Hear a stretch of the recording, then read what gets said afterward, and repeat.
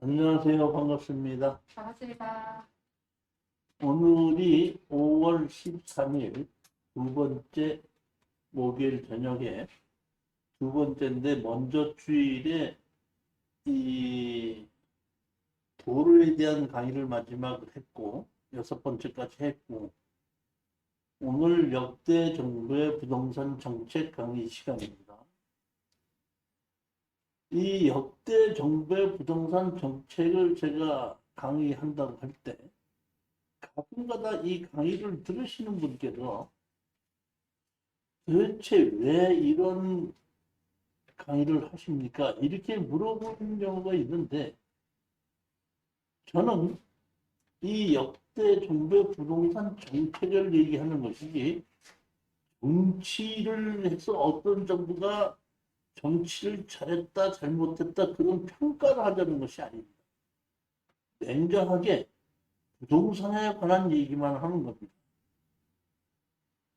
부동산에 관심이 있으신 분은 이 부동산의 역대 정부의 부동산 정책을 상식적으로 알아두는 것도 상당히 도움이 된다고 생각하는데 경매 강의를 들으시는 분이나 토지 개발 강의를 들으시는 분들, 제 강의를 수강하시는 분들 중에서 제일 인기가 없는 것이 이 역대 정부의 부동산 정책입니다.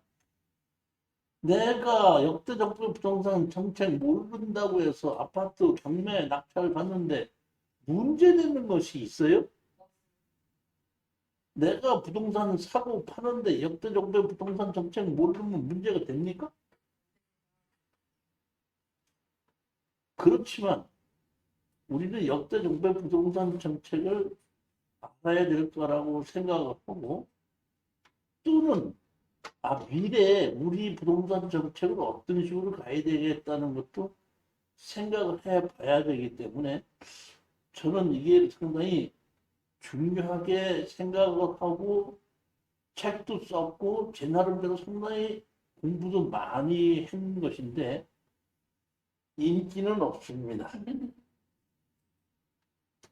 자, 그래서 이걸 맨 마지막에 두고 도로를 6번 강의를 하고 보통 이것을 이 역대 정부의 부동산 정책을 2번에 걸치는데 이번에 그 4월 달에 목요일이 5주가 되다 보니까 도로를 5번 하고 5월 첫째 주 해서 6번을 하다 보니까 역대 부동산 정책을 지금 3회에 걸쳐서 하기로 된 건데 조금 한번 들어보시자고요. 그 역대 정부 부동산 정책 법률만 가지고 볼 것이 아니라 사실은 그 시대의 배경을 우리가 알면서 같이 법규를 봐야 된다 이렇게 생각하시면 됩니다. 1945년 제가 태어나기 전입니다. 태어나기 전에 8월 15일 날 이 전쟁이 끝이 나고 미국에게 다시 말하면 연합군에게 일본이 항복을 했습니다.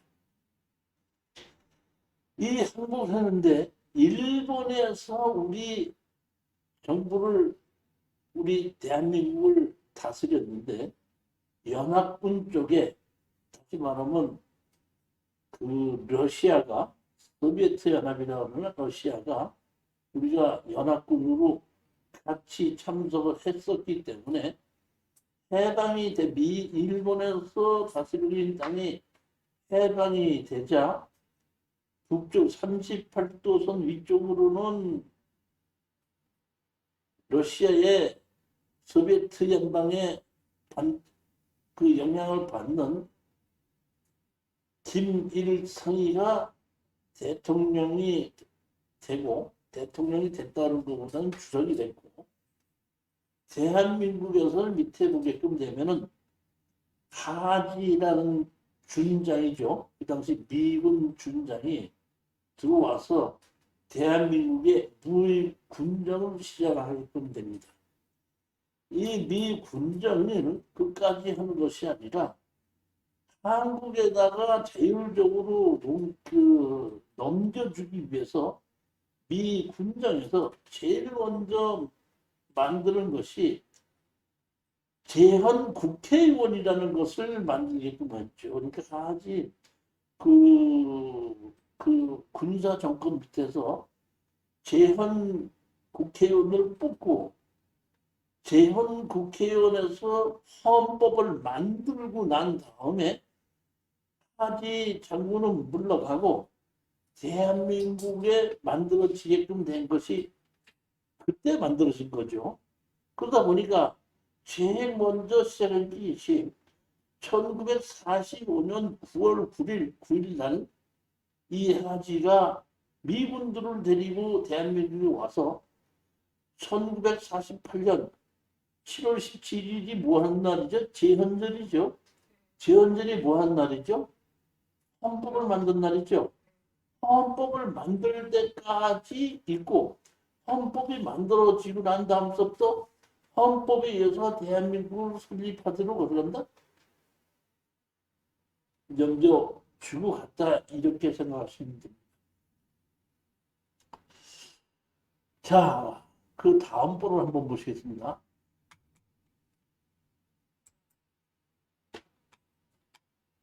이때에 이 하지가 들어와서 제일 먼저 한 일은 뭐냐면은 대한민국의 치안유지법이라는 것을 일본에서 만들어 놓은 것이 있었습니다.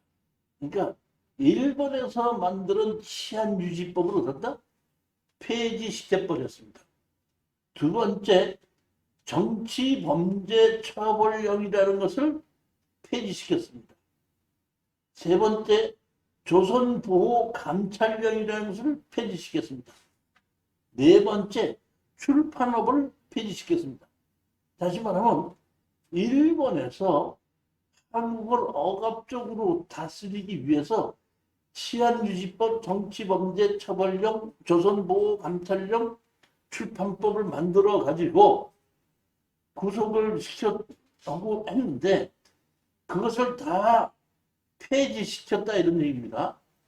폐지시켰는데 다시 말하면 요 네 가지가 일본에서 한국을 다스리기 위해서 만든 악법이거든요. 이 악법 네 개는 폐지를 시켜버리고 나머지는 일본에서 만드는 법령을 그대로 다 두고 헌법을 만들어서 고치게끔 한 겁니다. 무슨 얘기인지 이해가 가셨죠? 이렇게 해서 보면 대헌 국회를 뽑고 헌법을 만들었는데 제가 판단해 보기에는 이 당시에 재헌 국회의원을 누가 뽑았을 것 같아요? 하지 장군의 영향력이 컸었겠죠. 그러다 보니까 헌법이 제가 보기에는 그냥 제가 미루어서 생각해 보기에는 미국에 있는 법을 많이 그대로 든다? 따라와서 만드는 것이다. 이렇게 해서 제가 보기에는 제일 먼저 한 것이 대통령을 뽑는 거고 대통령을 뽑았을 때에 4년 임기로 중임제죠. 4년이죠. 그러니까 우리 헌법에 의해서 하지 준장에 의해서 만들어진 헌법에 보면은 미국과 똑같이 4년으로 중임 두 번 해서 최대 8년까지 할 수 있는 걸로 헌법이 만들어진 걸로 봅니다. 그러니까 그 하지 장군 밑에서 재헌국회가 만들어졌을 때 그 재헌국회에서 뽑힌 사람들이 대부분 미 군정과 가까웠던 사람이고 거기에 맞춰서 만들었을 거라 이렇게 본다는 얘기입니다.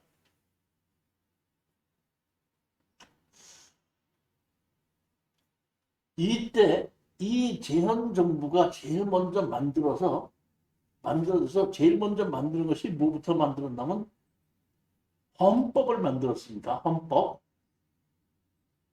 헌법을 만들고 그 다음에 만드는 것이 양국매입법을 만들었습니다.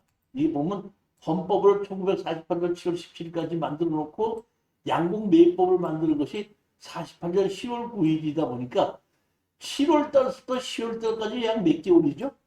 약 3개월이 안 됐는데 3개월 동안에 양곡 매입법을 만들었고 그 다음에 약 8개월 만에 농지개혁법을 만들었고 그 다음에 다시 귀속재산처리법이라는 걸 만들었습니다. 이게 제가 정확하게는 알지 못합니다. 이거는 제가 태어나기 전이기 때문에 내용을 보니까 재헌국회에서 2년 동안을 이것을 만들어 가지고 다 해놓고 자진 해산을 하고 거기에 그 헌법에 의해서 다시 국회의원이 뽑히고 그 다음에 뭐야 대통령도 뽑혔는데 그때 대통령으로 뽑힌 것이 최초의 이승만 대통령이었다 이렇게 보시면 됩니다. 그러니까 제일 먼저 만드는 게 헌법부터 만들었고 그 다음에 뭐예요? 양국 매입법이라는 겁니다. 좀 이따 보면 양국 매입법이라는 것이 나올 텐데 이때 우리가 일본 치하에 있을 때인데 농사를 짓는 사람들이 있었겠죠. 우리가 먹고 살려면 농사를 짓는 것인데 예전에는 임야는 땅으로 치지도 않고 밭은 두 번째고 제일 첫 번째가 뭐죠? 논이죠. 논에서 나오는 논을 가지고 있는 사람은 논에서 추수를 해서 자기가 먹을 거 말고 팔아야 되는 것이 있지 않습니까? 먹고 남은 걸 팔아야 되잖아요. 팔을 때 양식이 모자라다 보니까 자기 마음대로 팔지 못하게끔 만드는 것이 양국 매입법입니다. 제일 먼저.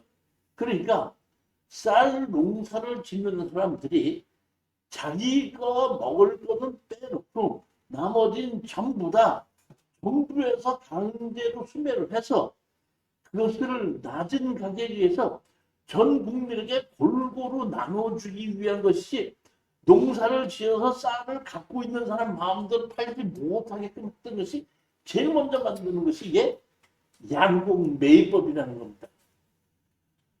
헌법도 중요하지만은 먹고 사는 것이 중요하다 보니까 헌법을 만들자마자 바로 어떤다? 양국 매입법을 만들었다 이겁니다. 그 후에 다시 농지개혁법이라는 것이 만들게끔 됐습니다. 농지개혁법은 지금의 경자유전과 마찬가지로 농사를 짓지 않는 사람은 농지를 소유할 수 없다. 예전에 대부분은 지주들이라고 하면 옛날에 고관 대작을 하는 사람들이 임금님께서 하사하신 땅이든가 아니면은 일본의 그게 뒷바라지를 하면서 그렇든가 받아가지고 소작농을 시켜서 대규모의 그 전답 과손을 갖고 있던 사람들이 농사는 짓지 않고 소작농으로 먹고 사는 것을 없애기 위해서 두 번째, 그러니까 세 번째죠. 헌법을 만들었고, 그 다음에 양국 매입법을 만들었고, 세 번째 만드는 것이 농지개혁법입니다. 농지개혁법. 농사를 짓지 않는 사람은 농지를 소유할 수 없다가 이때 1949년도에 만드는 이 농지개혁법이 지금도 농지법에 그대로 적용되는 것이 그대로 있다는 거예요. 그 다음에 만드는 것이 네 번째 귀속재산처리법이라는 건데 귀속재산처리법.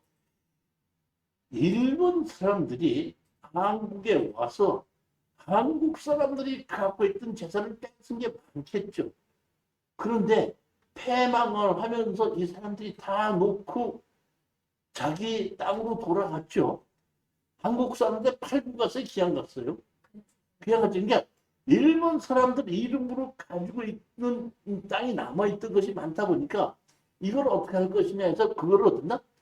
국가에다가 귀속을 시키기 위해서 귀속재산처리법이라는 걸 만들어서 그것을 국가가 소유하게끔 만드는 것이 보면 이 법입니다. 제가 이거를 봤을 때에 그 당시에 해방이 되고 난 다음에 얼마나 우리나라가 먹고 사는 것에 급했었나 하는 생각이 들어가게끔 됩니다. 대한민국 헌법, 뭐, 읽을 필요도 없이 여러분이 다 알고 있으리라는 거고, 자, 보면 아까 뭘 만들었다 그랬죠? 양곡매입법이라고 그랬죠? 양곡의 생산자와 비주는 자가용 식량급 종목을 제외한 양곡을 대통령령에 정하는 바에 의하여 정부에 매도하여야 한다. 다시 말하면 먹을 양식을 가지고 있는 사람이 농사를 지었다 해서 자기 마음대로 자기가 마음대로 팔지를 못하게끔 만들어 놓고 자기 먹을 것만 빼놓고 나선 전부 다 국가에서 그런다? 수용을 하는 겁니다. 수용을 해서 또 같은 가격에 전 국민에게 나눠줄 수 있게끔 하기 위해서 이런 양곡매입법이라는 것을 만들었다는 겁니다. 그만큼 우리가 먹고 살기가 힘들었었다 이런 얘기죠. 보면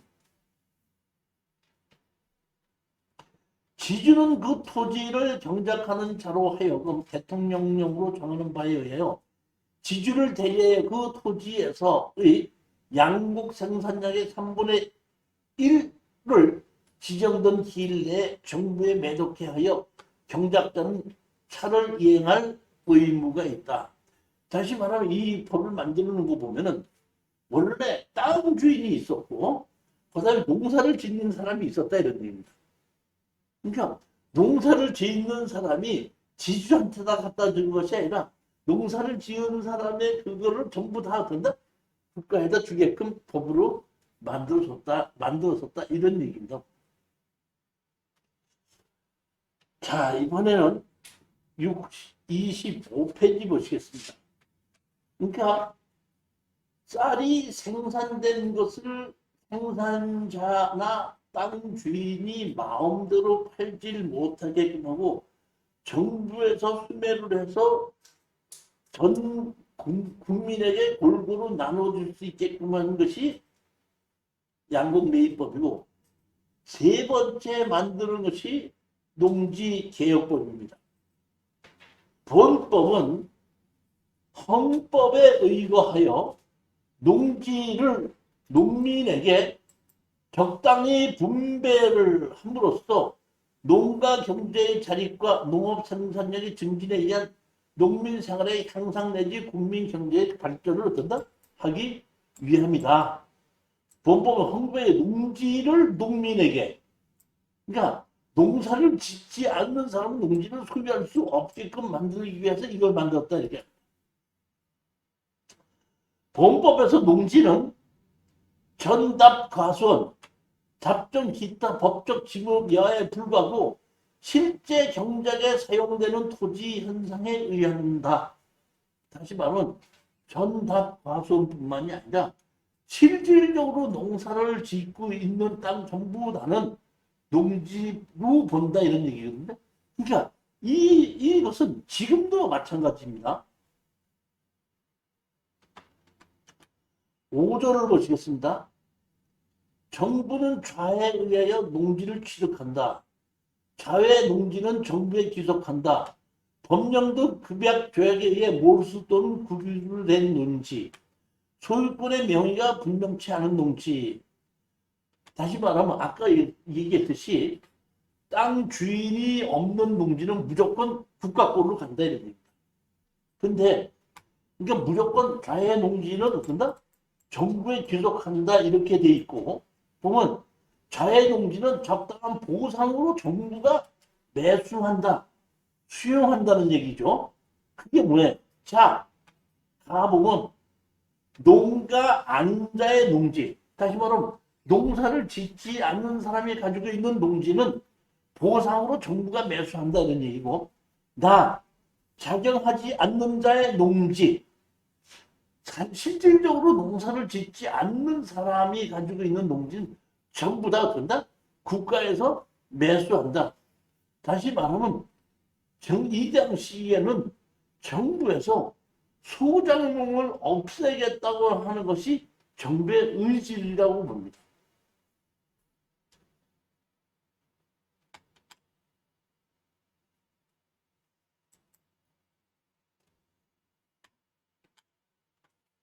이거 보시죠.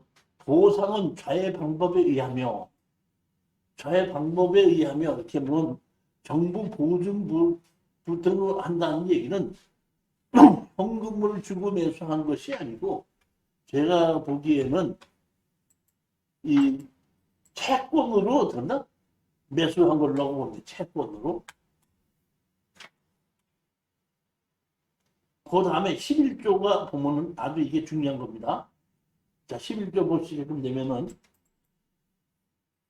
본 법에 의하여 정부가 지정한 농지 급병의 법령에 규정한 농지는 작용할 농가의 자해 순위에 따라 분biệt 소유하게끔 한다.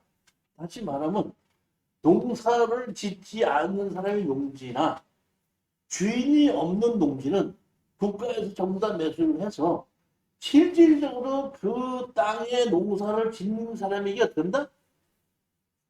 분배한다. 현재 당의 농지를 된다? 경작하는 농가. 그러니까 쉽게 얘기하면은 일본 사람한테다가 소작농을 하는 사람도 있을 거고 대한민국의 땅 부자한테다가 소작농을 하고 있었을 사람이 있었을 텐데 일본 사람이 했던 것은 땅을 정부가 해서 그 소작농한테 다시 주는 거고 대규모 누가 큰 땅을 갖고 있었던 것은 보상을 해서 뺏어 가지고 채권으로 줘가지고 다시 농사를 짓는 소작농에게 주겠다 이런 얘기입니다.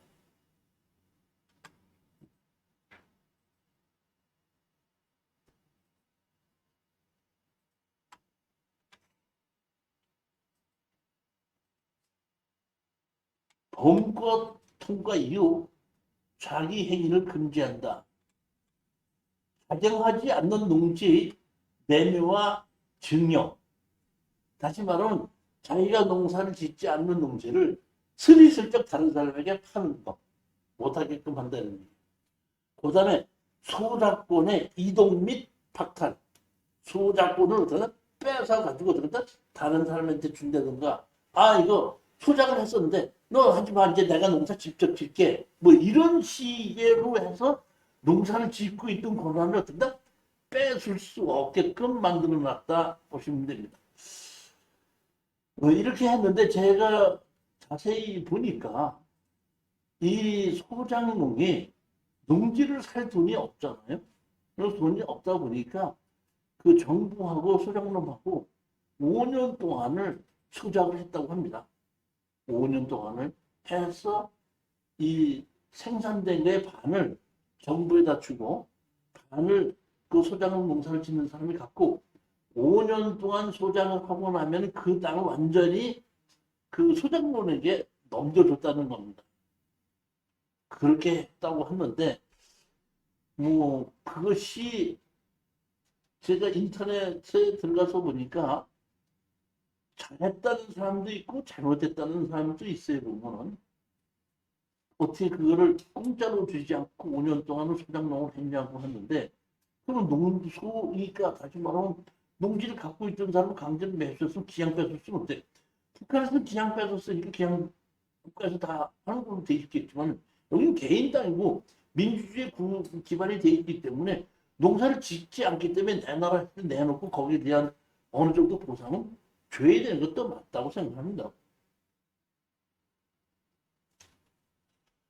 자, 이렇게 해서 끝나고 2년 동안에 이 재헌국회가 국회에서 이런 법을 만들고 자진 해산을 하고 이제 정식으로 이 헌법에 의해서 국회의원들이 선출이 됐다고 합니다. 그리고 국회에서 선출을 하고 제일 처음에 일대 대통령은 간접, 그러니까 직접 선거를 하지 않고 간접 선거에서 다시 말하면 국회를 만들고 대통령을 뽑아야 되고 되다 보니까 제일 먼저 재헌국회 해산이 되고 정식으로 투표에 의해서 국회의원이 뽑아지고 그 국회의원 중에서 대통령으로서 국회의원들이 그 간접으로 해서 투표를 해서 만드는 것이 이승만 대통령이다 이런 얘기인데 제가 보기엔 이 당시도 그 미군이 하지가 물러갔다고 표면적으로는 하지만은 상당히 미군의 힘이 있었기 때문에 미국에서 있던 공부했던 이승만 박사님을 귀국을 시켜서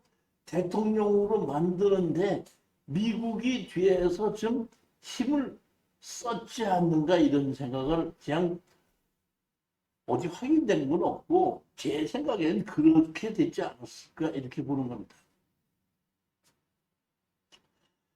이렇게 해서 제1대 대통령이 이제 48년 7월 24일 날 대통령이 이제 됐는데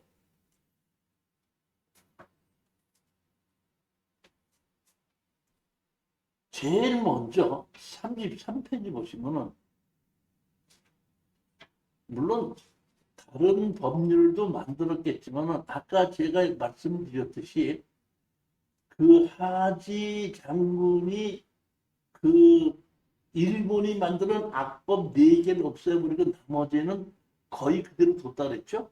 그러니까 새로 필요한 것은 제가 보기엔 양곡매입법, 귀속처리법, 그 다음에 농지개혁법 이런 거 정도는 만들었고 나머지는 별로 법을 만들지 않았다고 보고 그 당시에 국회의원들이 처음 하다 보니까 어떤 법을 어떻게 만들어야 되는지도 잘 몰랐을 것 같습니다. 자, 그런데 제일 먼저 그 다음에 만드는 법이 뭐냐면 지적법을 만들었습니다. 지적법이 언제 만들어졌죠? 시행이 언제죠? 1950년 12월 1일이죠. 그렇죠? 그러면 1950년 12월 달은 언제쯤입니까? 대한민국이 뭐 하고 있을 때예요? 제가 보면 이승만 대통령이든지 국회든지 전부 다 여기 부산에 가 있을 때죠. 부산에 가서 전쟁을 해야지 돼. 지적법을 만들어야 돼.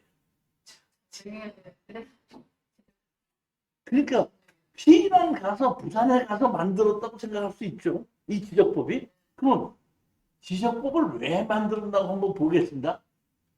그러니까 이 지적법이 아직도 뭐 이때 만들어진 것이 뭐 수도 측량 수도 조사에 관한 법률로 바뀌었다가 공간정보 부채에 관한 법률로 지금 바뀌었거든요.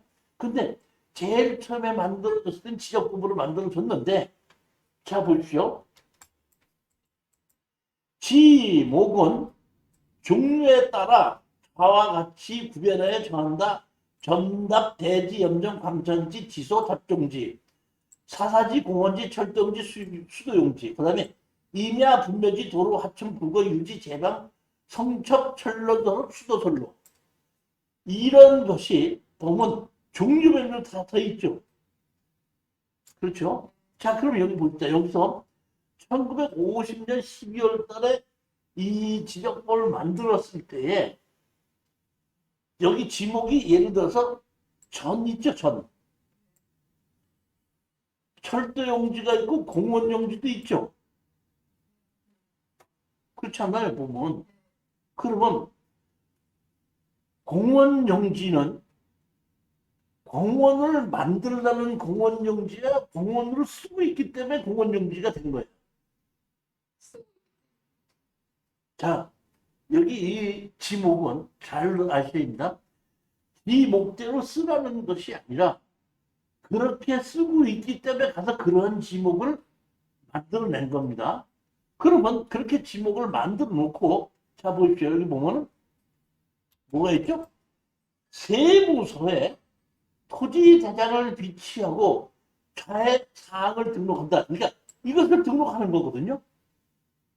등록하는 거예요. 그러면 세무서에 보면 자 보십시오. 토지의 소재를 적어놓고 지 번을 넣고 지 목을 넣고 지 적을 넣으라 그랬죠. 그러니까 이거는 주소죠. 토지 소재. 경기도 뭐 광주시에 있다. 지번은 몇 번째 몇 멋이다. 그 다음에 전답 과선이다. 해갖고 지적은 어떤다? 생긴 게 어떻게 생겼다. 이것을 든다. 네 개를 만드는데 이거를 어디에 비치한다고요? 세무서에 비치한다 그랬죠. 그럼 왜 세무서에다 비치했죠? 세금을 걷기 위한. 제가 다시 말하면 정부에서 전쟁이 났는데 전쟁을 하기 위해서는 군인이 필요하고 군인이 필요한 물자도 사야 되고 군인을 먹이기도 해야 되고 뒷바라지 해야 되는데 정부가 아무것도 없다 보니까 할 수 없이 국민에게 세금을 걷기 위해서 만드는 것이 급하게 만든 것이 지적법을 만들어 놨고 이 만들어 놓은 것은 평수 면적에 따라서 세금을 매겨야 되겠는데 여기 보면 대지를 가진 사람이 있고 분묘지를 가진 사람이 있죠. 임야를 가진 사람이 있죠. 그럼 대지 100평 가진 사람과 임야 100평 가진 사람이면 세금을 똑같이 내야 돼요? 다르게 내야 돼요? 다르게 내죠. 즉 다시 말하면 세금을 다르게 걷기 위해서 지목이 만들어졌다 이런 얘기. 자, 또 한 번 제가 말씀드린 건데 지목은 그대로 쓰라는 것이 아니라 그렇게 쓰고 있었기 때문에 그런 목적이 정해진 거고 지목은 뭐 하는 데 써먹는 거다? 세금 걷는 데 써먹는 거죠. 그 가평인가에 폐교가 경매로 나온 적이 있습니다. 그 한 10여 년 전이에요. 그 당시에 제가 스타렉스를 갖고 있어가지고 스타렉스를 같이 타고 그 폐교가 경매로 나온 걸 보러 가자 해가지고 제가 먼저 몰고 가고 차 안에서 이제 경매 물건 보러 가는 걸 내줬습니다. 그러니까 차를 몰고 오면서 차 안에서 다 봤을 거 아니에요. 그러니까 한 1시간이나 1시간 반 정도 좀 타고 가서 탁 내리니까 나도 내리고 저기가 경매로 나온 폐교인데 저기다 하고 제가 안내를 시작했거든요. 시작하자마자 한 사람이 저한테 딱 오더니 교수님 아니 학교 용지를 사갖고 우리 보고 뭘 어떻게 하라고 이거를 보러 여기까지 왔습니까? 왜요? 그랬더니 학교 용지는 학교밖에 못 짓는 것이 아니지 않습니까? 이렇게 얘기를 하거든요. 자, 지목일 그것만 쓰려는 거야? 아니면은 그렇게 쓰고 있었기 때문에 지목이 그렇게 된 거야? 그럼 지목을 그렇게 쓰고 있었기 때문에 지목을 정한 것이 왜 그런 지목을 정했다고요? 세금을 걷기 위해서. 지금도 가끔 가다가 이 목대로 써야 되는 것이 아닌가 생각하시는 분들이 있어요. 왜냐하면 농지, 전답, 과수 그러면 자기 마음대로 못 쓰잖아요. 다시 말하면 지목에 의해서 특별법이 정해져 있는 지목, 전답, 과수원, 임야는 지목에 의해서 특별법을 적용받는 거거든요. 그렇기 때문에 전답, 과수원이나 임야는 다른 목적으로 자기 마음대로 쓰지를 못해. 허락을 받고 써야 된다는 전용 허가를 받고 써야 되는데, 그러니까 전답 과소는 전답 과소로 쓰라는 얘기가 아니라 전답 과소로 쓰고 있었고, 농사를 짓는 거기 때문에 다른 목적으로 쓸 때 어떤다? 허가를 받아라 이런 뜻이지 농사만 지어라는 뜻은 아니라는 얘기입니다. 다만 전답 과소는 먹고 사는 문제다 보니까 전답 과소를 다른 목적으로 쓰려면은 허락을 받아라 이런 얘기인 겁니다.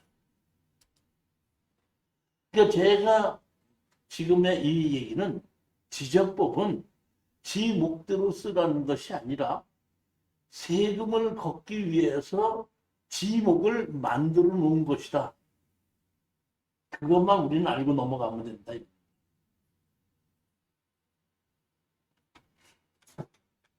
자, 보면은 아셔야 되는 일입니다. 그러면 전답 과소득 이 당시 얘기입니다. 이제 추후에 농지의 보존과 이용에 관한 법률에 의해서 이제 다른 법이 만들어지는데 이 당시에 토지의 용도 변경으로 변경. 다시 말하면 지목이 전이라고 가정합니다. 지목이 전이었는데 이것을 대지로 해서 집을 짓는다고 해서 허락을 받고 집을 지어야 된다는 법은 없었을 때입니다. 이게. 그러니까 토지를 가지고 내가 필요한 대로 써도 아무 문제가 없는 시대였다는 얘기입니다. 법 자체가. 다만 이 집 보게끔 되면 18조에 딱 하나가 있습니다. 18조에 보면 토지의 지목을 변경하였을 때에는 대통령령으로 정하는 바에 의하여 토지 소유자는 30일 이내에 정부에 신고하여야 한다. 내가 전으로 쓰고 있던 거를 집을 지어서 대지로 됐다 그러면 대지로 쓰고 있다고 신고해야 한다고 돼 있고, 신고를 안 하면 어떻게 된다는 법은 없습니다. 신고를 안 했다고 해서 벌칙을 내린다든지 뭐 과태료를 낸다든지 그것이 없다 이런 얘기. 그렇기 때문에 이 당시에는 지목을 변경하지 않고 자기 마음대로 많이 쓰던 시대였다 이런 얘기. 토지에 대한 것을 어떤 땅 주인이 어떤 목적으로 쓴다고 하더라도 규제가 없었다는 뜻입니다.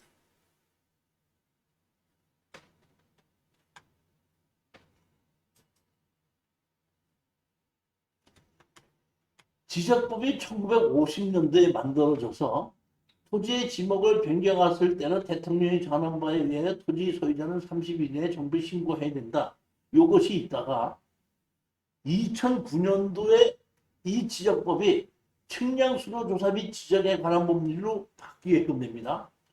토지 소유자는 지목 변경을 할 토지가 있으면 대통령령으로 정하는 바에 따라 그 사유가 발생한 날부터 60일 이내에 지적소관청에 지목 변경을 신청해야 된다. 그러니까 30일이 60일로 변경이 됐지 자기가 안 바꾼다고 해서 문제되는 것은 없다는 얘기입니다.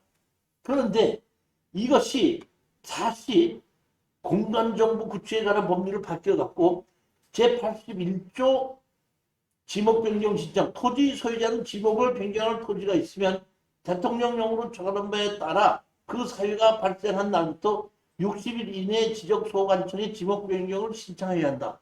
다시 말하면 신청하지 않았다고 해서 문제가 되는 것이 없는 것이 현재도 마찬가지입니다. 현재도. 따라서 현재도 농지 전용 허가를 받아서 집을 지었지 않습니까? 집을 지었으면 내가 땅 주인이 이 건물이 지어졌으니까 대지로 바꿔주십시오 하고 지적공사나 가서 지적과입니다. 지적과에 가서 지목 변경 신청을 하면 건축물 관리대장을 오라고 건폐과 용적률이 적용돼 있는 땅만큼을 지적과에서 대지로 바꿔준다 이런 얘기. 그런데 내가 농지 전용 허가를 받아서 건물을 다 지어놓고도 땅 주인이 지적과에 가서 대지로 바꿔주십시오 하고 신청하지 않으면 아직도 전 그대로 있는 땅이 엄청나게 많다는 겁니다. 안 한다고 해서 뭐라고 규제하는 것이 없다 이랬지. 지목은 그렇습니다.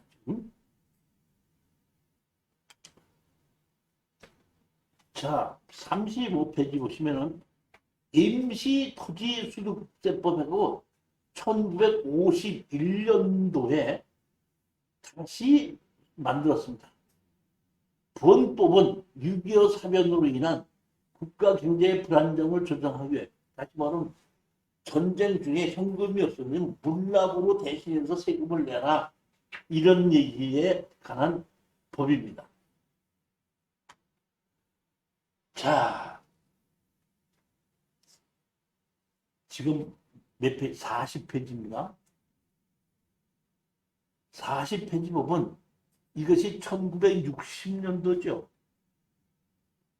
1960년도가 돼서야 대한민국에 처음으로 법다운 법이 생기는데 그것이 뭐냐면 민법입니다. 민법. 이 민법이라는 것은 남을 피해를 주자고 하는 형법하고는 달리 개인과 개인이 사람이 살아가면서 이해관계가 복잡하게끔 됐을 때에 이것을 정리해 주게끔 만드는 것이 이것이 민법입니다. 자, 여기 보면 지금도 이 민법은 그대로 인정이 됩니다. 민사에 관하여 법률의 규정이 없으면 관습법에 의하고 관습법이 없으면 조리에 의한다. 다시 말하면 사람과 사람 사이의 이해관계에 의해서 서로 다툼이 생길 수 있지 않습니까?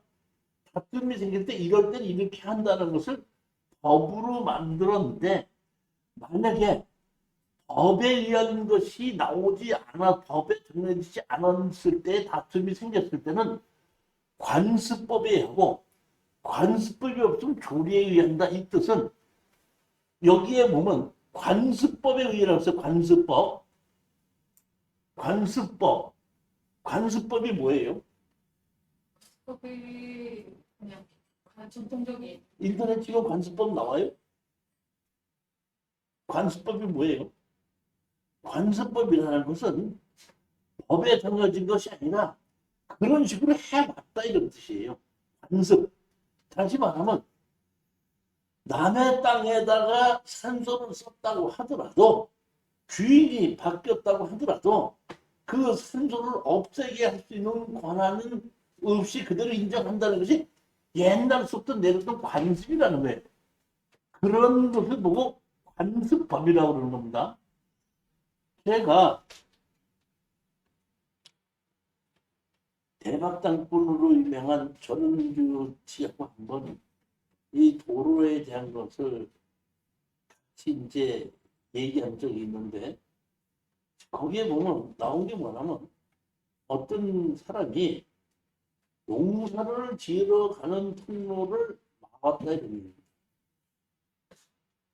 그러면 어떻게 하면 좋겠습니까? 하고 이제 그 전은주한테 물어본 거를 그렇게 인터넷에 쭉 보면 유튜브에서 물어본 것을 제가 이제 같이 가서 답변을 해주는 거거든요. 그 당시 내가 이 농사를 지으러 들어가는 것은 관습법에 의해서 막을 수 없습니다. 이렇게 얘기를 했더니 그 후에 수많은 댓글들이 나와가지고 뭐 난리 칠 적이 있었거든요.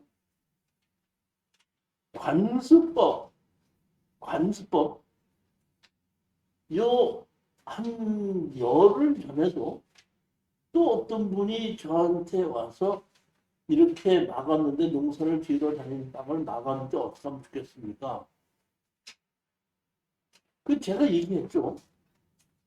담당 공무원이 민법을 적용하게끔 되면은 남의 땅을 들어가다 보니까 땅 주인이 막으면 민법을 인정하게끔 되면 남의 땅인데 못 들어가는 게 맞지 않느냐? 그 맞는 겁니다. 그 민법을 적용하면 그렇습니다. 근데 민법도 있죠. 무슨 법도 있다? 관습법도 있죠. 그렇죠? 농사를 지으러 다니는 통로는 막을 수 없다. 그렇기 때문에 제가 그분한테 얘기했죠. 이게 관습법을 했더니 그게 어떻게 해서 그게 됩니까? 하고 물어보길래 제가 이렇게 얘기했죠. 그러면 대한민국에 진입도로가 없는 농지가 얼마나 많습니까? 근데 그 땅 주인이 다 못 들어가면 그 농사 못 지을 거 아닙니까? 그러니까 다른 사람은 몰라도 거기 군청에 농지과 담당은 그걸 알 거니까 농지과 담당한테 가서 이 농사를 지으러 다니는 통로는 막을 수 없으니까 어떻게 한다? 터지라고 하십시오. 그랬더니 내가 얘기한 대로 가서 얘기했대요. 그랬더니 그 농지과 직원이 뭐라고 얘기하냐면 이장하고 한번 얘기해 본 거 얘기해 드리겠습니다. 이러다 보니까 그 담당자는 농사를 지으러 다니는 통로는 막 관습법에 의해서 막지 못한다는 걸 모르는 거고 민법만 생각하다 보니까 그냥 어떻게 이장하고 얘기해 본다고 했는데 이장하고 나중에 연락이 왔는데 이장하고 얘기해서 도대체 그 땅 주라고 말이 안 통하니까 다른 쪽으로 돌아와서 들어가서 농사를 지으십시오 이렇게 얘기를 하더라고. 근데 이것이 어떻게 되는 겁니까? 나한테 물어본 적이 있습니다. 보면 이렇게 해서 보면 민법이 있는데 민법에 나와 있지 않은 것은 관습법에 된다는 관습법에 이렇게 되는 것이 아니라 실질적으로 그런 식으로 쓰고 안 쓰면 그것을 관습법이라고 얘기한다는 거죠. 관습법이 없으면 뭐에 의한다? 조리에 의한다. 조리에 의한다는 얘기는 법이 없어도 상식에 의해서 가자 이런 거예요. 상식에 의해서. 제일 먼저 뭐에 의해서 간다? 민법에 의해서. 민법이 없으면 뭐해? 관습에 의해서. 관습에 의해서 뭐 없으면 뭐 한다? 상식에 의해서. 조리, 상식에 의해서 간다. 제가 지금 경매로 낙찰을 받아서 소송을 많이 하게끔 되는데 일반 사람들은 이 민법을 다 읽어보지 않은 사람들은 그래 내 땅 위에 다른 사람이 집을 짓고 있는데 그 사람이 그대로 있을 수 있는지 나가야 되는지 이런 거를 잘 못 여기는 사람도 있고 내가 남의 땅을 사서 사용하고 있을 때 그 돈을 줘야 되는지 안 줘야 되는지도 모르는 사람이 있고 그 내가 심은 나무가 옆집으로 넘어갔을 때 어떻게 해야 되는지 모르는 사람 옆집에서 집을 지었는데 낙수물이 우리 마당으로 떨어진 경우 내 땅이 아무 문제가 없었는데 옆에서 집을 지면서 땅을 높이다 보니까 그 물이 나한테 쏟아져서 피해를 본 경우 이렇게 보면 사람이 살다 보면 무슨 죄를 지은 것은 아닌데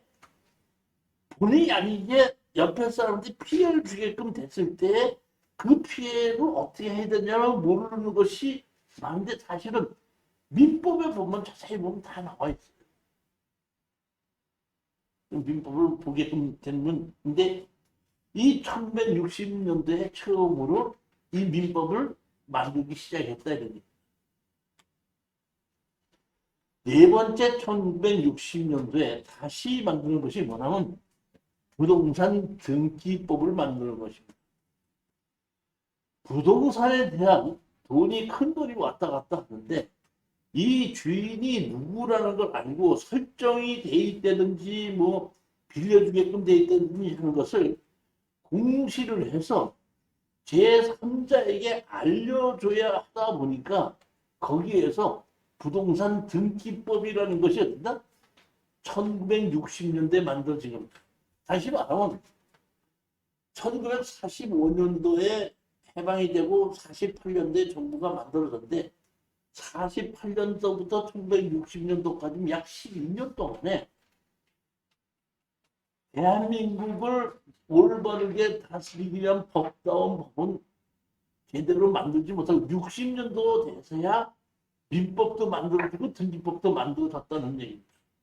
그 이전에는 헌법과 등기법과 무슨 아니 등기법이나 양곡매입법이나 뭐 이런 걸 먹고 사는데 급한 거에 대한 법만 만들어주고 실제로 사람을 살기 위해서 만들어진 법은 60년대서부터 만들어진 겁니다.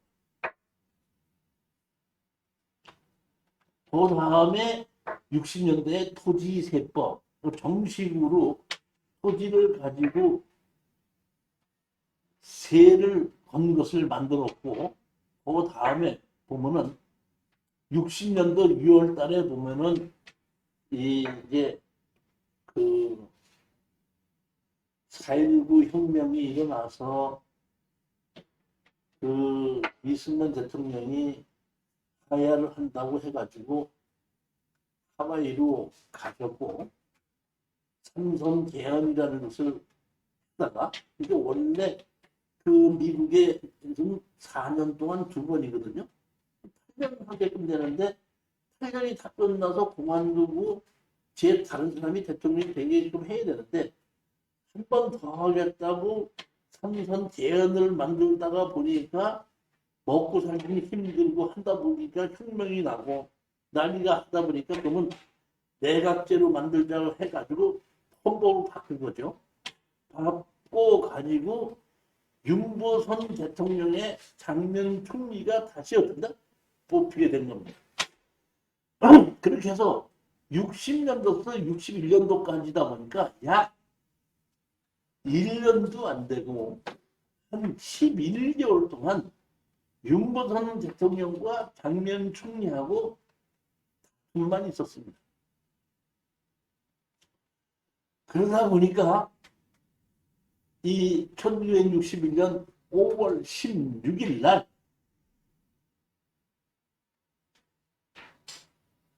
쿠데타가 일어난 겁니다. 제가 여기에 있는 것은 이거를 적어 놓은 것은 그 사전에 있는 걸 그대로 옮겨온 겁니다. 자, 보십시오. 여기 사전에 있는 걸 그대로 옮겨온 건데, 시대, 현대, 발생 1961년 5월 16일 성적 군사 쿠데타 유형 사건 종결 63년 12월 16일 분야 정치법제 정치 관련 인물에서 박정희, 김종필, 장면, 윤보선, 장도영 관련 장소 서울 이렇게 돼 있죠. 그러니까 보면 관련 인물이 박정희, 김종필, 장면, 윤보선이 있는데 장면과 윤보선이가 하나는 대통령이고 하나는 총리였는데 이 사람들을 어쩐다? 없애버리고 군인을 내세웠는데 실질적으로 앞장선 군인을 내세운 것은 장동인을 내세웠고 실질적으로 군사 쿠데타 핵심은 박정희와 김종필이었었다. 이런 것이 제가 적은 게 아니고 이거는 사전에 나와 있는 걸 그대로 옮겨와서 이제 어쩐다?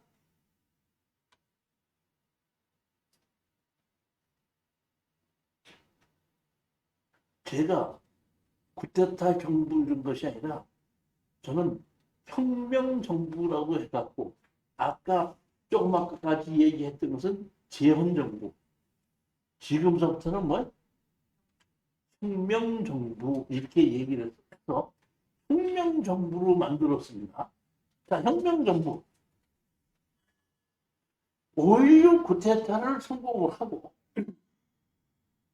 거기서 정리할 사람을 다 정리하고 빼내버리고 제일 먼저 한 것이 뭐냐면 국가재건 최고회의라는 것을 만들어냈습니다. 다시 말하면 국가재건 최고회의는 61년도부터 63년도까지 했는데 이때는 우리가 정권이 3권 분립이 돼 있죠. 행정, 입법, 사법 아닙니까? 그렇죠? 대통령, 행정, 입법, 국회, 사법, 법원 판단하는 것이 돼 있는데 국가재건회의를 만들어서 이 3법을 그 안에서 모든 것을 다 행하는 겁니다. 그야말로 그거 보고 우리가 이런 걸 보고 뭐라 그러죠? 3법을 혼자 가지고 하는 건 그건 뭐예요? 그게 독재지 뭐야? 3법을 혼자 다 지는 건데 3법을 다 지는 3법을 다 지고서는 국가재건최고회에서 뭐를 했나 봤더니 물론 다른 법률도 많이 만들었겠지만은 부동산에 관한 법률을 8개를 만들었어요. 8개. 제일 먼저 토지수용법, 도로법, 건축법, 대간촉지법, 도시계획법이 있는데 제가 보면 토지수용법과 도로법과 건축법은 이것은 이 바꾸기 전에 이미 아까 제가 얘기했었죠. 일제시대부터 부동적인 법률이 다 다스리고 있었는데 하지가 와서 4개의 악법은 없애버리고 나머지는 그대로 뒀다랬죠.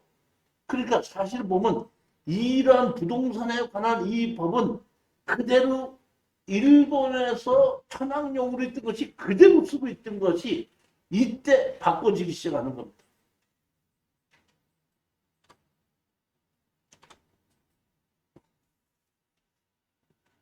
토지수용법을 제일 먼저 고쳐서 만드는 겁니다. 국가에서 시가지도 만들고 모두 만들어야 되다 보니까 수용을 할 수가 있어야 되겠죠. 그 수용하는 걸 하기 위해서는 사실은 일제시대 때부터 만드는 겁니다. 뭐냐면 일본 사람들이 제일 많이 대한민국에 만드는 것이 기차고 그 다음에 군산이 강이 일본으로 가는 거에 배나 그런 일본 사람들이 있는 집이 제일 많은 것이 군산이거든요. 왜 군산이 많은지 아세요? 그리고 일본 사람들이 왜 대한민국에 기차를 만드는지 아세요?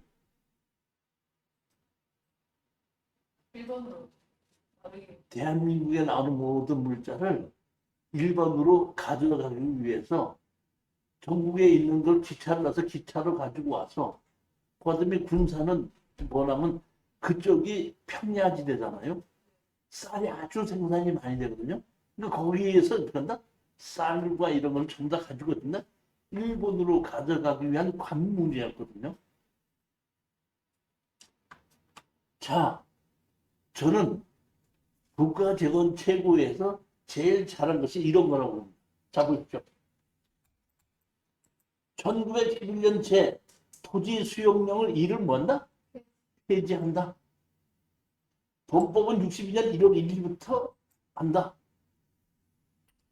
다시 말하면 일본에 의해서 토지 수용령이 있던 것을 없애버리고 다시 말하면 대한민국을 위해서 토지 수용법을 만들어냈다는 겁니다.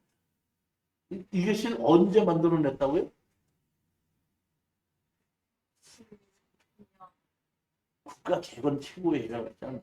상권을 다 쥐은 거 아닙니까? 그러니까 상권을 다 쥐었을 때는 이 독재를 하기 위한 것인데 그렇게 하기 위해서 한 것은 독재를 하기 위한 것보다도 여기 보면 토지 수용을 할 수 있게끔 만들어놨다. 그 다음에 만드는 것이 도로법입니다. 자, 도로법이고 본법은 단기 4290년 1월 1일부터 시행한다. 단기 4271년 제15호 조선도로령은 이를 폐지한다. 다시 말하면 일본에서 대한민국을 뭐 조선도로령이라는 걸 만들어 가지고 도로법을 적용했는데 이걸 조선도로령을 폐기를 하고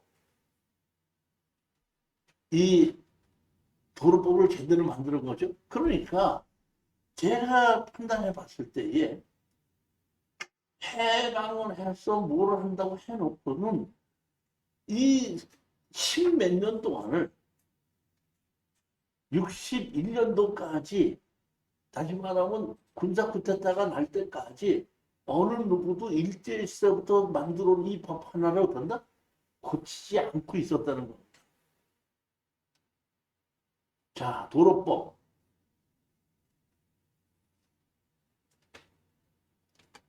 그 다음에 또 하나 바꾼 것이 뭐냐면 건축법입니다.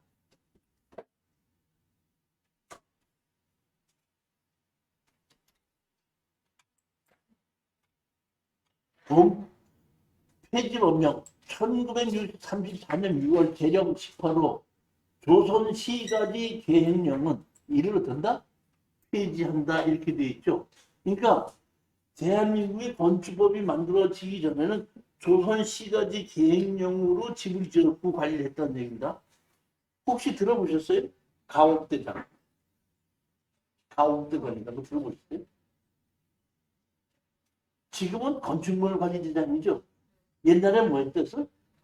그게 뭐야? 조선시가지 계획령에 의해서 집이 지어졌을 때는 가옥대장. 다시 말하면 대한민국의 건축법을 만들어지기 전에는 대한민국에 어떤 사람이 건물을 짓자고 했을 때는 조선시가지 계획령에 의해서 집을 지었다 이런 뜻입니다. 6.25가 끝나고 나서 집을 지었을 때에 건축법에 의해서 집을 짓는 것이 아니라 조선시가지령으로 집을 지어서 그때도 그대로 뭘 해서 가옥대장이라는 걸 만들었다는 겁니다. 제가 이렇게 생각해 보면은 그 당시에 뭐 이승만 대통령도 나오셨고 그다음에 장면도 나오고 뭐 누구도 다 나오고 많은 사람이 있었는데 이렇게 일본 시대에 만드는 법 하나를 제대로 바꾸지 못하고 이때까지 쓰고 있다는 걸 내가 이걸 보고서는 깜짝 놀랐었어요. 야, 이것이 참 그러니까 군사 쿠데타가 와서 군인들이 만들어낸 얘기거든요. 보면 이때가 박정희 대통령 40대고 김정필 씨가 30대 후반 나이였을 거예요.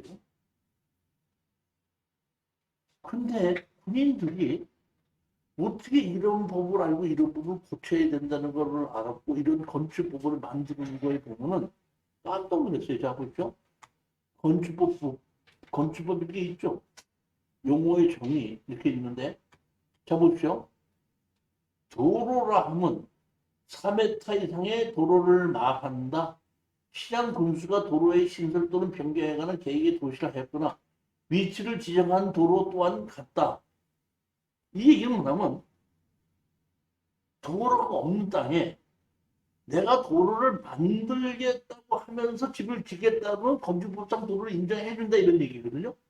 아니 40대 초반과 30대 후반의 군인이 어떻게 이런 걸 알고 건축법에서 이런 거를 집어넣느냐는 것이 내가 신기하고 지역이라고 하면 지금 보면 용도 지역이 나오고 용도 구역이 나오죠.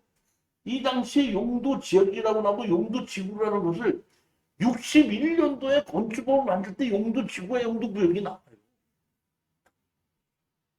나중에 고쳐진 게 아니에요. 처음에 그때부터 고쳐.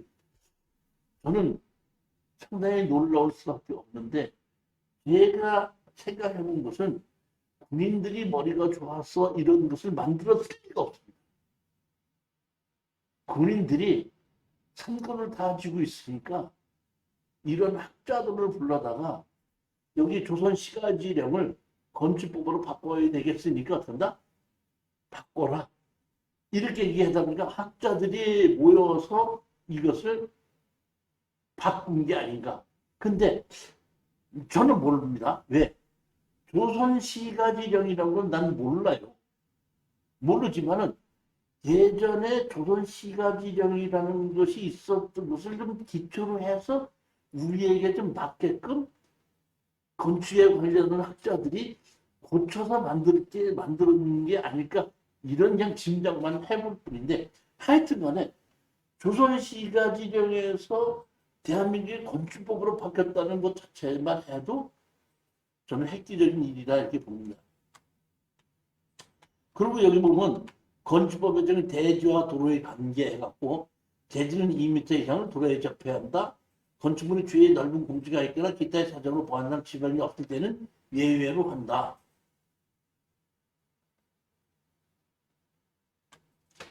그리고 건축 허가를 받고 건축 신고를 하자. 이런 식으로 만들어 놓고 막다른 골목길이 됐을 땐 폭이 얼마 이상이 된다는데 지금 200평방미터 미만 뭐 이런 걸 하지 않고 그냥 도시지역, 비도시지역에 35m 이상은 몇 미터, 35m 미만은 얼마 이런 식으로 하는데 예전에 제일 처음에 건축법에 보면 200평방미터 이상의 집을 지을 때의 도로와 200평방미터 미만의 도로를 지을 때가 조금씩 이렇게 다르게 했는데 이것은 처음에 이렇게 만들었다 지금 어떻다 고쳐졌더라고요. 그리고 건축선이라는 것을 이때 건축법을 만들 때도 건축선이라는 것이 만들어졌더라고요.